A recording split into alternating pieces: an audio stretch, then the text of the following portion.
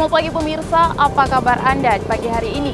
Senang sekali saya Graciela Taime dapat menjumpai Anda dalam Berita Papua. Sejumlah informasi menarik dan teraktual telah berhasil dirangkum tim redaksi kami. Berikut 3 berita utama hari ini.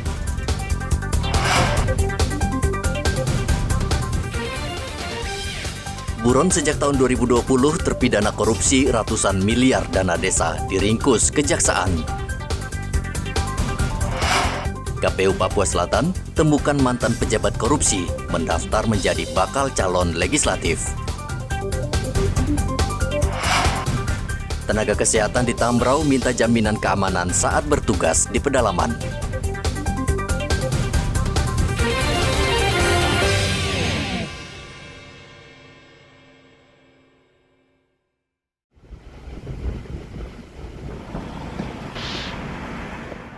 Tim tabur atau tangkap buronan Kejaksaan Tinggi Papua dibantu Kejaksaan Negeri Sorong menangkap Victor Aries Effendi yang terlibat tindak pidana korupsi dana desa Kabupaten Tolikara, Provinsi Papua Pegunungan tahun anggaran 2016. Terpidana masuk dalam daftar pencarian orang sejak tahun 2020 dan ditangkap di salah satu rumah makan di Kota Sorong.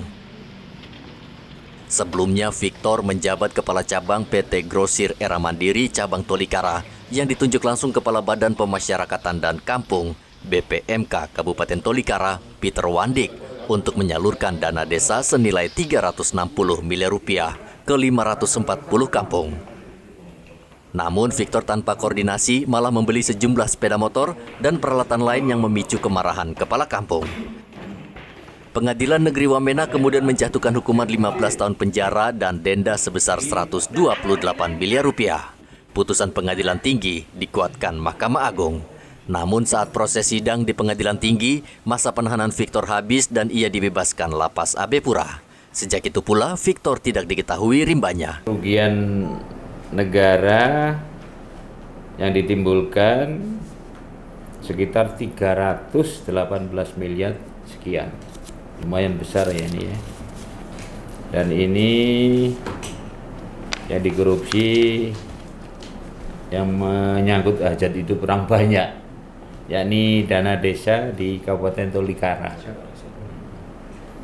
Kalau segini banyaknya kan berapa penduduk yang dirugikan.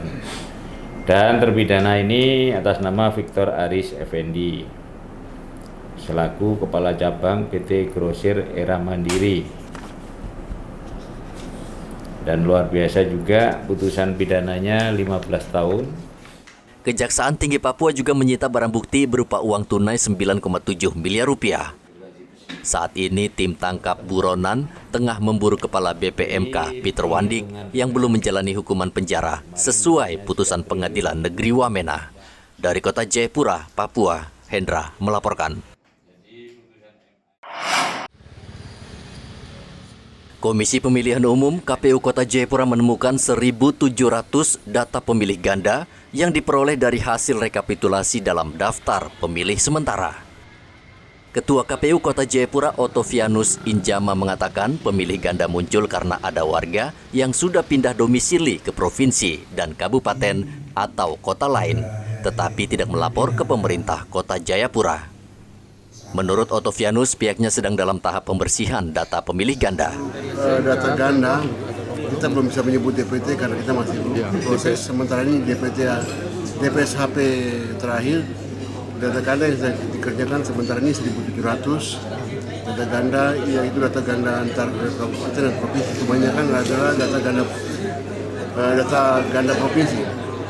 Sehingga beda provinsi sehingga sedang dikerjakan dengan catatan bahwa kalau data siapnya ada di provinsi lain, maka kalau mereka bisa membuktikan dengan data dukungnya yaitu KTP dan KK, maka data tersebut akan dihapus di Kota Jayapura.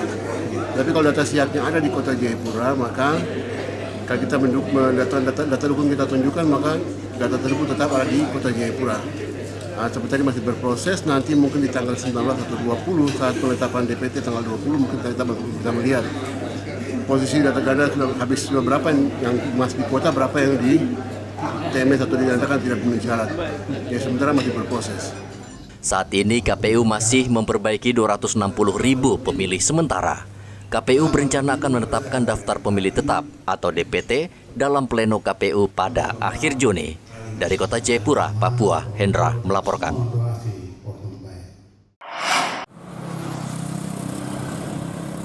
Sejumlah mantan pejabat mendaftarkan diri menjadi bakal calon legislator ke KPU Provinsi Papua Selatan. Sebagian dari mereka pernah menjalani hukuman di Lapas Merauke karena kasus korupsi. Ketua KPU Papua Selatan Teresia Mahuse menyatakan belum mengetahui jumlah para mantan pejabat yang pernah terseret kasus korupsi. Namun yang pasti mereka mencalonkan diri sebagai bakal calon legislator untuk Provinsi Papua Selatan. Ibu katanya mantan narapidana itu yang korupsi itu mantan pejabat ya Bu? Iya. Ya ada lah. Ada ya. Ada berapa orang Bu? Nah ini yang tadi saya sampaikan Iya. untuk jumlah, Boleh untuk dong.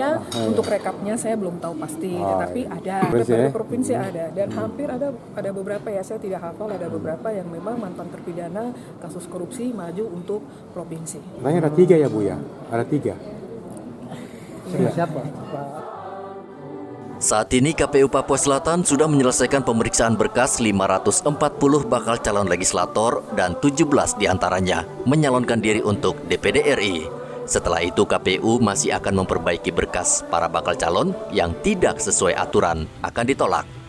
Sementara itu putusan Mahkamah Konstitusi tentang sistem proporsional terbuka pemilu tahun 2024 menuai beragam tanggapan. Sebagian besar bakal calon legislator menyetujui putusan Mahkamah Konstitusi karena sistem proporsional terbuka sangat tepat untuk Indonesia. Sangat mengapresiasi kepada MK yang dalam hal ini sudah menghasilkan sebuah keputusan yang menurut saya sangat adil, bijak, dan aspiratif. Karena selama ini kami sebagai bacalek, hal inilah yang kami sangat tunggu-tunggu. Karena selama ini kami menyimpan keraguan dan was-was manakala itu yang diputuskan adalah proporsional tertutup.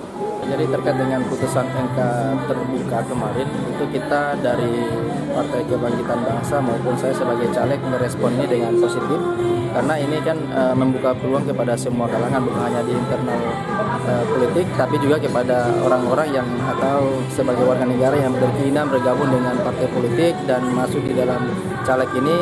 Mudah-mudahan ke depan ini tetap proporsional terbuka. Putusan Mahkamah Konstitusi itu kan pasti kita semua mendukung, sehingga kesiapan partai untuk menghadapi entah sistem tertutup atau terbuka bagi kami tidak ada masalah. Jadi semua bisa jalan baik untuk menghadapi pemilu 2024. Lebih baik gitu justru dikendaki oleh semua orang, saya pikir. Dan Golkar komitmen gitu, untuk mendukung proporsional terbuka. Itu sudah bahkan di Rakernas pun disampaikan. Rumor mengatakan bahwa ini berpotensi terjadinya money politik kalau dalam sistem proporsional terbuka. Seperti Anda apa menanggapinya, Pak? Justru di sini lebih jauh dari money politik karena masyarakat lebih kenal siapa yang akan dipilih. Ketimbang hanya memilih partai, nggak tahu siapa nanti akan dipilih jadi anggota dewan. Gitu.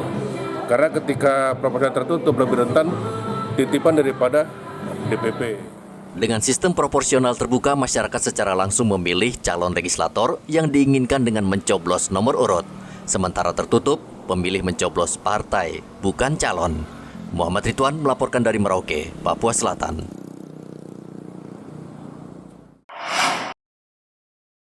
Belasan tenaga kesehatan di Kampung Bamus Bama, Kabupaten Tambrau, kini merasa aman bekerja setelah polisi dan tentara menangkap belasan aktivis KNPB pada 9 Juni lalu.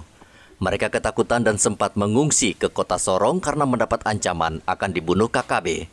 Kini situasi di Kabupaten Tambrau sudah kembali normal. Pemkab Tambrau saat bertemu dengan para nakes menjamin keamanan dan keselamatan mereka selama bertugas. Dalam pertemuan tersebut, nakes mengeluh tidak adanya petugas keamanan di Puskesmas Sujak. Selain itu, tidak ada aliran listrik dan mobil puskesmas keliling untuk melayani warga hingga ke pelosok. Di Sujak itu tidak ada pos aparat, baik itu TNI ataupun Polri. Jadi keadaannya pada saat kejadian itu pada tanggal 9 Juni itu memang hanya ingin melindungi diri karena memang tidak ada keamanan, baik itu dari TNI, Polri, ataupun kepala kampung dan distrik.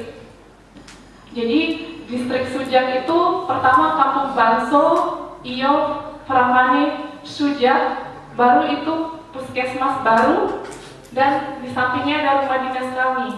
Setelah itu tidak ada lagi rumah warga. Jadi kondisinya di rumah dinas kami itu tidak ada listrik. Jadi selama 2 tahun ini kami bersuadaya Bapak membeli bensin itu dengan uang kami sendiri. Bupati Tambrau Engelbertus Kocu mengatakan kabupaten yang dipimpinnya sangat luas dan terletak di wilayah pegunungan, serta sulit dijangkau, namun ia berjanji akan memenuhi permintaan para nakes. Kalau catatan bagi kami ya, kondisi APBD kami memang terbatas ya dengan kondisi Tambrau yang begitu luas ya, apalagi sampai dekat Manokwari sana. Tetapi dengan kondisi yang terbatas kami akan berusaha ya, seperti tadi saya sudah jelaskan, sampai di Abun, kemudian sampai di Kebar, ada kadis kesehatan, kadis pendidikan, dengan sarana yang terbatas, ya harus berusaha kita sampai ke sana. Jadi kadang kita baru sampai di Abun, masalah terjadi di KOR, kita baru sampai di KOR, di VR sudah terjadi masalah ini cukup banyak, belum apalagi masalah-masalah force majeure ya, seperti gempa bumi, bencana, longsor paling banyak di Tambrau. Sehingga kita menetapkan Tambrau sebagai kabupaten konservasi, harus kita jaga hutan. Tapi kalau pelayanan kesehatan kita akan berusaha dengan nakes ini, dan kita sudah lewat, terima kasih kepada pemerintah pusat yang sudah memberikan kita puskesmas ya. Jadi setiap distrik ya pasti akan ada, sehingga mempermudah pelayanan kesehatan. Cuma tenaga perawat ini yang kita terbatas, karena dengan adanya puskesmas sarana tambah, ada perawat kurang. Tenaga kesehatan merupakan ujung tombak pelayanan kesehatan terhadap warga di pelosok tanah Papua. Namun keselamatan mereka kerap terancam dan tidak sedikit dari mereka tewas dibunuh KKB. Topan melaporkan dari Tambrau, Papua Barat Daya.